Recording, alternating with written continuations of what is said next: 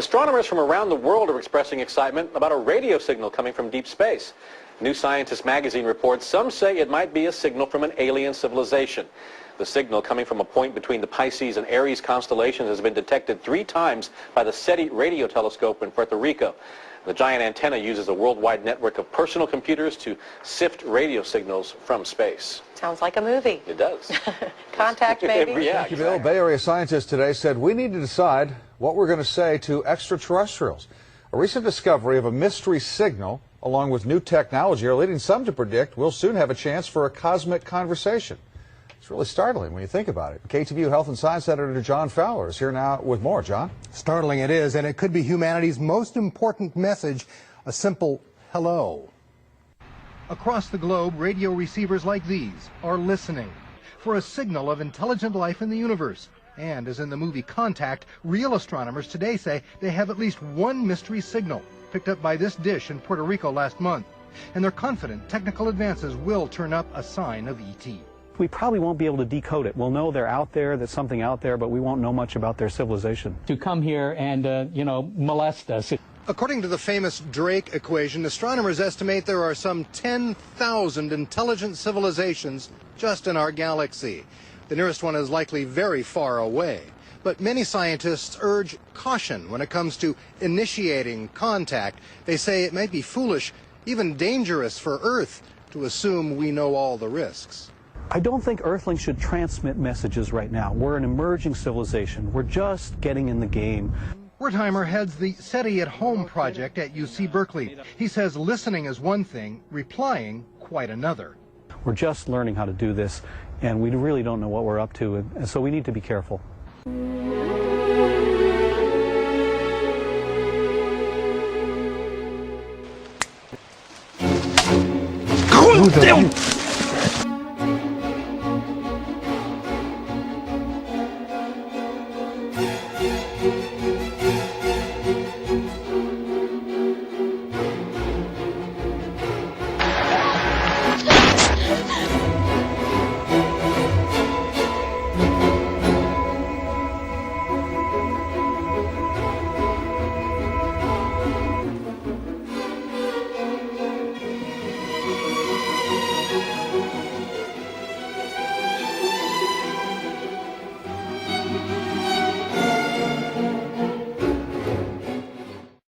But in 2001, suddenly the media paid some interest, because then something appeared that was almost impossible to overlook.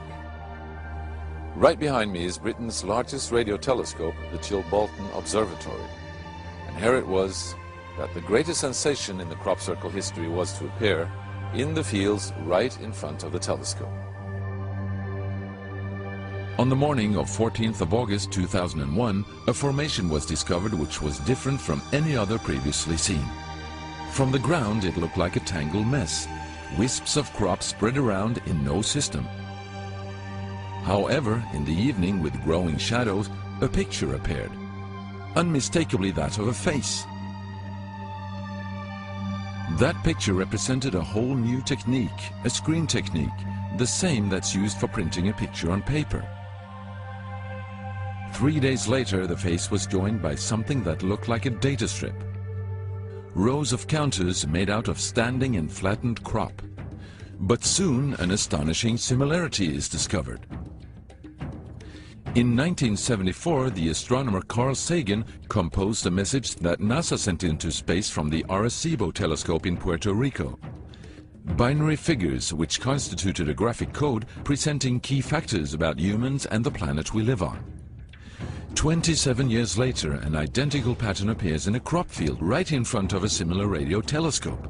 However, on closer inspection, it seemed to show that the code contained some fundamental differences. Sagan's message explained our calculation system, the dominant chemical substances within the elements that create life on Earth, about our DNA code, humans' height and quantity, and that we live on the 3rd planet in our solar system, and lastly, a sketch of our radio telescope. The message received described the same calculation system, but that silicon is most dominant in life forms in contrast to carbon. The drawing also clearly shows a humanoid figure with large head in relation to its body. It's also explained that they have an extra string in their DNA, are approximately 4 feet tall, inhabit the 3rd, 4th and 5th planets in their solar system, and have a population of around 21.3 billion. Underneath, the telescope has been replaced by something more complex. 1 year earlier, a strange crop circle had appeared in the same place. Is this the same illustration as in the sender's code?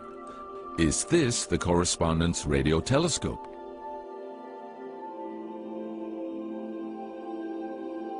If this is not an extremely clever and well-calculated joke conducted by humans, is it a serious response from an alien civilization?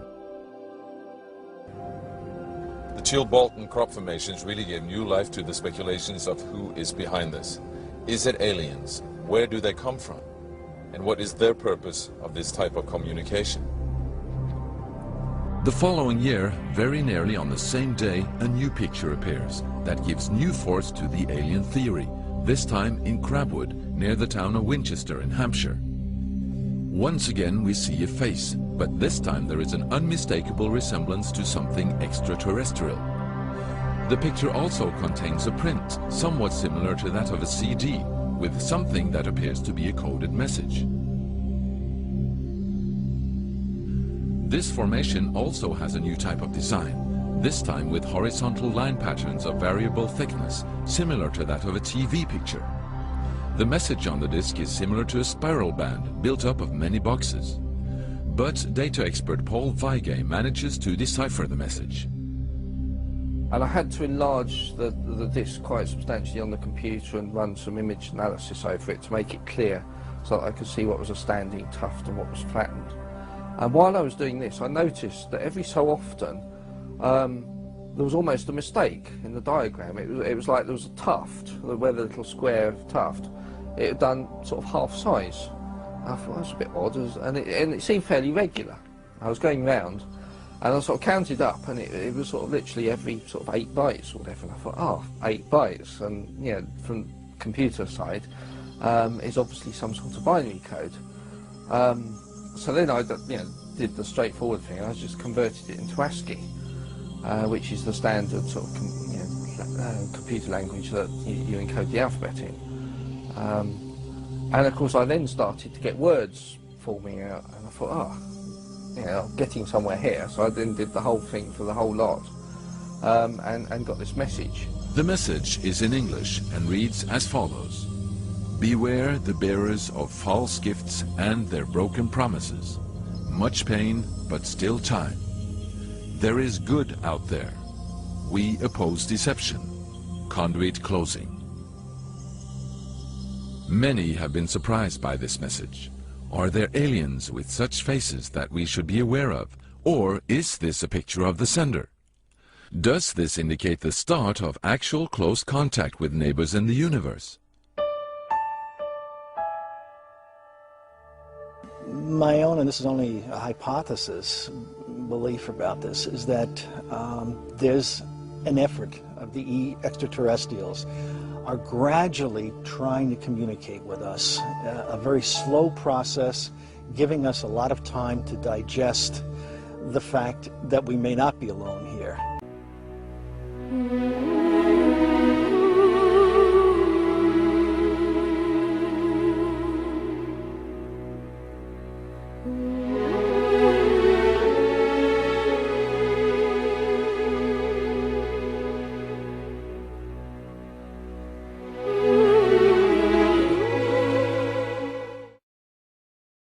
Here we have an amateur astronomer capable of catching these things with his small telescope and a small camcorder. As it always goes with discoverers of great things, he has no funding, no high-end telescopes, no high-end cameras. He has found something that through his apparatus that he invented is capable of capturing interstellar spacecraft.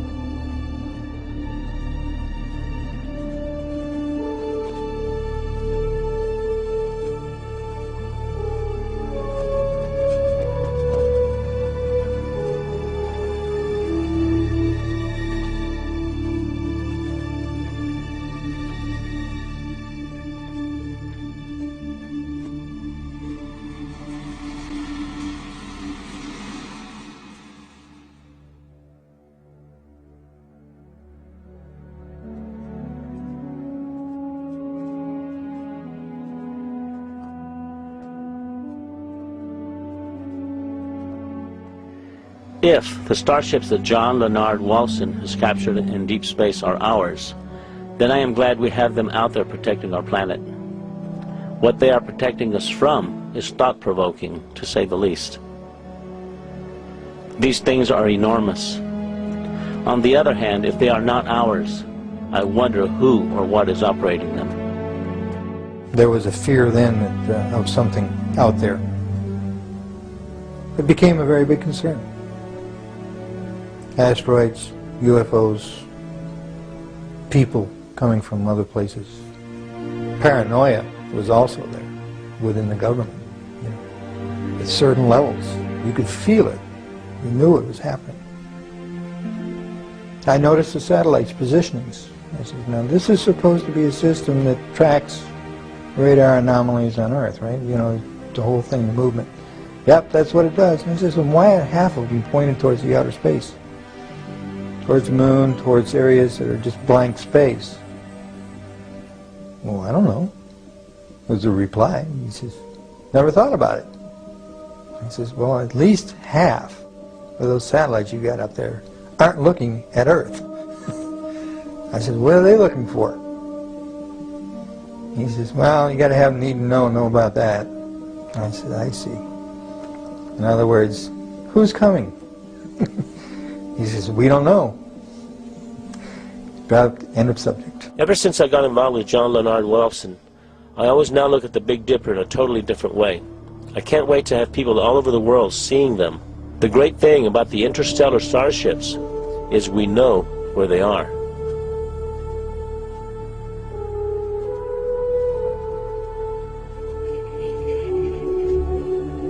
One of the scientists said it's the Star Wars project.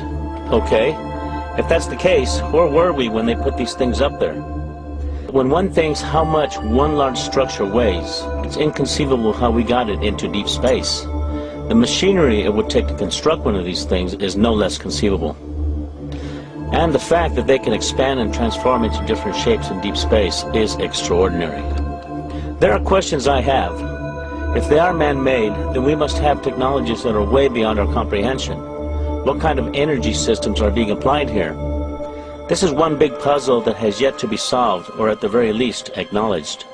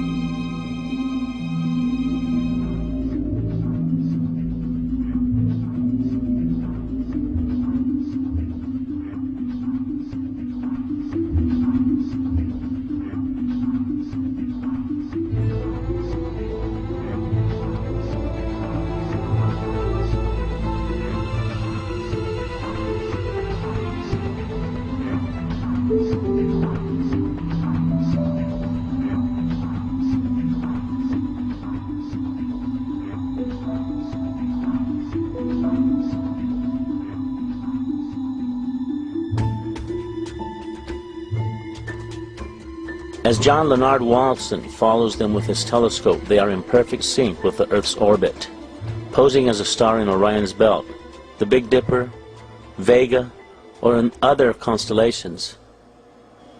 This means that perhaps if one structure is 2.5 light years away, it may be orbiting around Earth at millions of miles per hour. With those kinds of velocities, and with the capability of being able to effortlessly change and transform, it takes an enormous amount of energy. What kind of alloys are they made of that allows them to transform and retract at these velocities in deep space?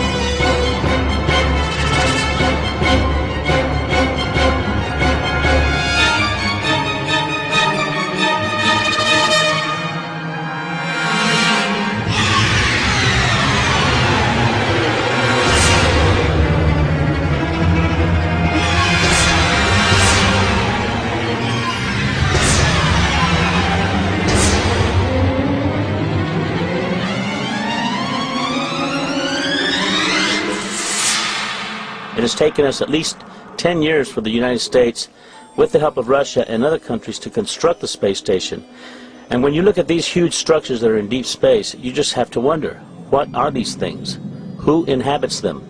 There are rumors about secret projects where men and women have been sent into outer space as an exchange program. You need to think about this. We have wars going on right now here on Earth. Our planet is in turmoil. People of the Earth have no concept as to what reality is anymore. We are too busy fighting terrorists, too busy looking out for human enemies. Is something more sinister awaiting our planet? Are we under observation and under close scrutiny?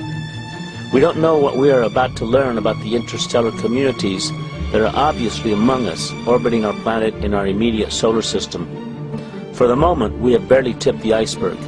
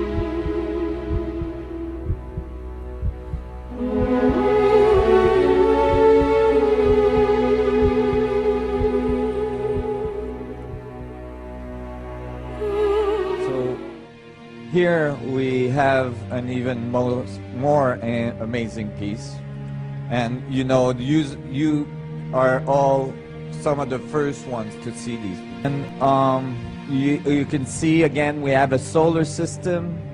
Here is a planet with an atmosphere. There's a ship here and a ship here, and there's a nice little blow up of what's inside the dome of the ship, in case you're confused about what it is. And this is as well, you know, you can see the steps here, typical of, you know, pyramidal step pyramids. And here we can see that this ship is following a comet that is coming at the Earth, or at least at the planet that's here. And you can see that this UFO, right, which you can see is moving at high velocity, is doing something to push the comet. So this could be a representation of an event either in our past or in our future. So if here you have, you know, you shouldn't be recording this. No recording. Okay, so here we have other pieces. Again, we have a solar system. The sun is very clear here. We have a planet with an atmosphere. We have another planet here, and we got an ascending ship here, another one down there, and then one inside the sun flare. So here, so here we see a UFO coming out of the sun. It's very specific.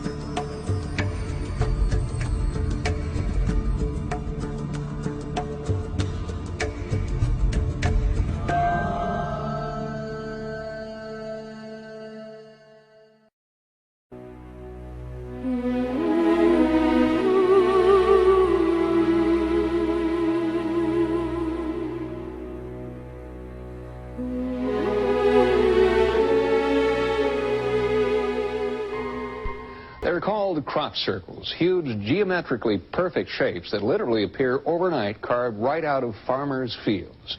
Some believe they're UFO landing pads. Others think they might be some sort of cosmic road sign. And, of course, many people just think they are hoaxes. Recently, the story of these crop circles took a dramatic turn. For the first time, physical evidence of their creation may have been discovered. At first glance, they look like ancient Roman dinnerware, but some believe they are something far more dramatic, extraterrestrial artifacts left behind by the crop circle's mysterious creators. The plate is like a map, the map of the crop circles.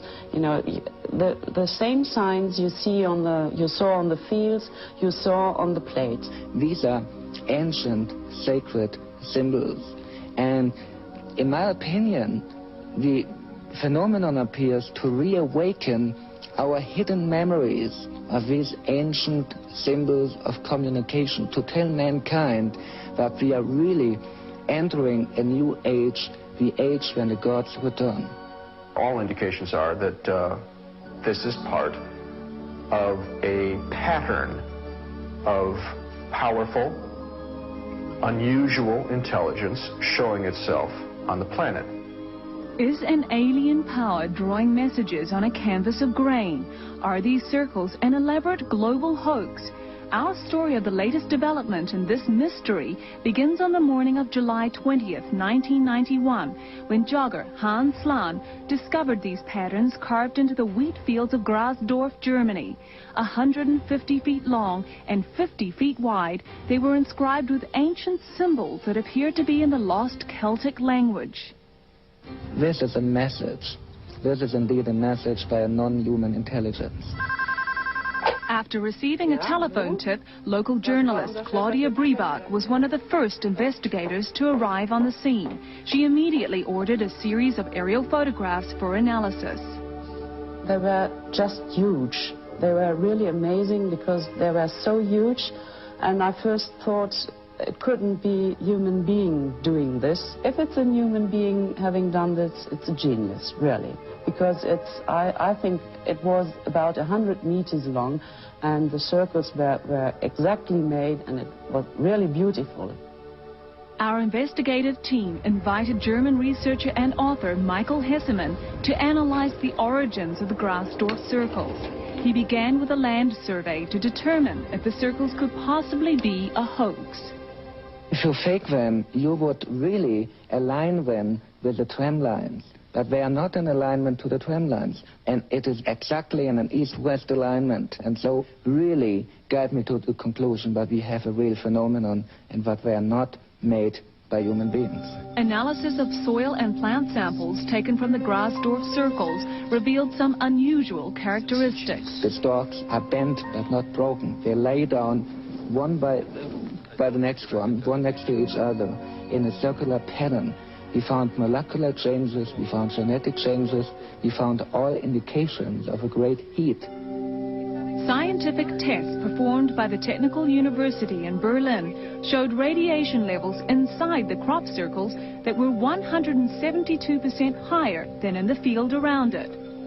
In April, psychic Helga Lundström visited another section of the Grasdorf fields, where the unexplained phenomena had been captured on film. This is amazing. She really detected the right side of what we call the sun wheel, what is one of the circles we had in the pictogram. And it is really amazing how she, after 2.5 years, really detected the right side for this formation here. The mystery intensified when metal detector tests of the crop circles uncovered 3 unusual metal plates. Each plate contained an image of the crop circle pictograph, exactly the same design that had been carved on the wheat fields. German historian Moschkotte Litvas helped analyze these metal plates that were found to be made of precious metals, bronze, silver, and gold. I went with the plates with another man together to Berlin. There is an examination institute, a very, very big institute, and they found there is only silver in the silver plate, and the bronze is very unusual. We have never seen metallic plates like this. If you look on this picture, you see there are a lot of circles. But there are only 3 circles surrounded by half circles. And that are the places they found the 3 plates. In all the other circles, they found nothing. How could such elaborate designs appear overnight in the darkness? Why did these huge symbols mirror the images of the metal plates? These are only 2 of the many questions that surround these mysterious circles.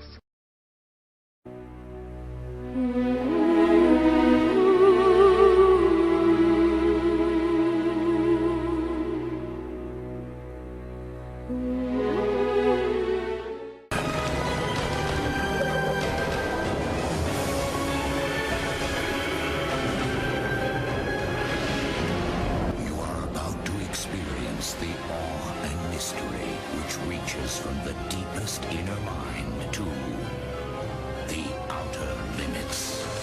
Please stand by. It's New York City. It's March 7th. Well, partly it's taken to these very strange images that are behind your head right now. These are pictures of equations. I've been, for the last 15 years, trying to answer the kinds of questions that my colleagues have been raising. And what I've come to understand is that there are these incredible pictures that contain all the information of a set of equations that are related to string theory. And it's even more bizarre than that, because when you then try to understand these pictures, you find out that buried in them are computer codes just like the type that you find in a browser when you go surf the web. You're saying your attempt to understand the fundamental operations of nature leads you to a set of equations that are indistinguishable from the equations that drive search engines and browsers on our computers. That is correct. So, wait, I have to just be silent for a minute here. So you're saying as you dig deeper, you find computer code writ in the fabric of the cosmos? Into the equations that we want to use to describe the cosmos, yes. Computer code. Computer code, strings of bits of ones and zeros. It's not just sort of resembles computer code. You're saying it is computer code. It's not even just is computer code. It's a special kind of computer code that was invented by a scientist named Claude Shannon in the 1940s. That's what we find very, very deeply inside the equations that occur in string theory and in general in systems that we say are supersymmetric. Some of those codes are showing on the screen behind you right now. They don't look like codes, but these pictures, which we call adinkras, are graphical representations of sets of equations that are based on codes. That in the description of our universe, that is a supersymmetrical universe, which we were going to test in the LHC. If you believe that description, I can show you the presence of these codes. That's my statement. Do you have any predictions in your ideas, or any ways to test any of your ideas any more than, say, the guy over on the screen? The work that I'm doing is, in fact, so theoretical that we don't understand yet whether it is even possible to complete the program. We have found these strange graphs. We know that they are equivalent to equations, and we have found in these equations computer codes. And so that's where we are right now. So I cannot give you a prediction. This work is less than 2 years old. But it's not that you recognize that you will need a prediction in order to... Someone recently asked me, said, well, you don't care about experiments, do you? And I said, no, that's exactly wrong, because you see, I have spent my career as a researcher worrying about supersymmetry. I would want to see an experiment before I shuffle off this mortal coil, so that I know that I did not waste my entire professional life. This is towards Dr. Gates. I'm curious about your theory. You say there's computer code in these equations. Now, computer code is generally just instructions for a processor. And I'm curious as to what the instructions you're finding are. And if you're not sure what's to say that it's actually computer code, I mean, theoretically, the number pi has all the data that's ever existed. Well, we say that they're computer codes. You mean the digits in pi? Yes. Yes. Okay. We say they're computer codes, first of all, because the structure of the equation is such that they dictate that there are certain things that are actually strings of ones and zeros. That's just digital data. But it's not just random ones and zeros. As I mentioned earlier, let me talk about something that you probably do every day, but I don't know if you're a computer scientist or not.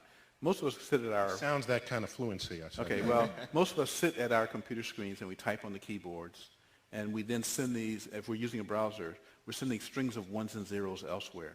But on the other hand, in the transmission process, there's always some fluctuations. So 0 that you type here because of static in line might be read as a 1 at the other end, and vice versa. And so in fact, when you sit and type on the keyboard, your computer's doing something behind your back. Namely, it throws in a bunch of extra ones and zeros, and these things are called error correcting codes, so that the computer at the other end can look at the whole collection of what you typed plus what was sent and figure out if there were bits that were being flipped back and forth. And that's how you get accurate transmission of digital data. Among the codes that are used for this purpose are a special class of codes that are called block linear self-dual error correcting codes. They were first, in fact, the Shannon extended checksum code is an example of one of these things. These are the codes that we find buried in the equations. Not just any code, but these self-dual error correcting block codes. It's quite remarkable for anyone that I've talked to. We have no idea what these things are doing there. Any literature out? I'm sorry? Do you have any literature out that... I can give you technical references that almost nobody in the world can understand. But Jim, I thought you had a popular level article on this? Thank you. Yes, actually, so this past June, the British journal Physics World asked me to write a popular level description of what we have found. So in the June edition of Physics World, and it's published in London, the cover story is called Symbols of Power. It's about these weird symbols that have been showing behind us. We call these things adinkras. And so for a popular level description, yes, we've written that. But other than this one popular level description, it's all technical gobbledygook. Wonderful. And that's a technical term, by the way. Gobbledygook. Thank you.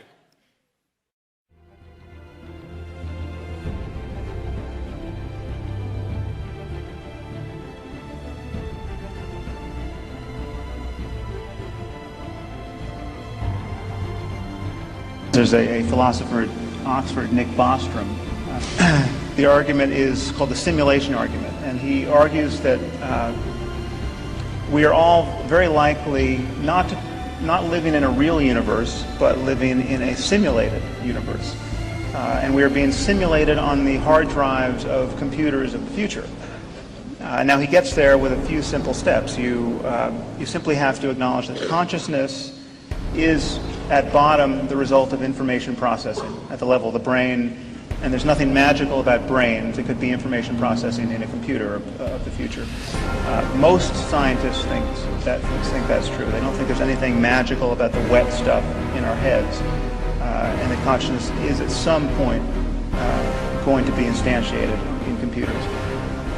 Then you simply have to grant that humans of the future will run simulations of the past in the way that we run simulations, the Sims games, and then there's just one short move, that simulated universes, almost by definition, will outnumber real universes. And therefore we are a lot more likely to be among the simulated ancestors than the real ancestors. Now again, this everyone acknowledges it seems a little crazy, but the assumptions that you have to take on board are not so weak.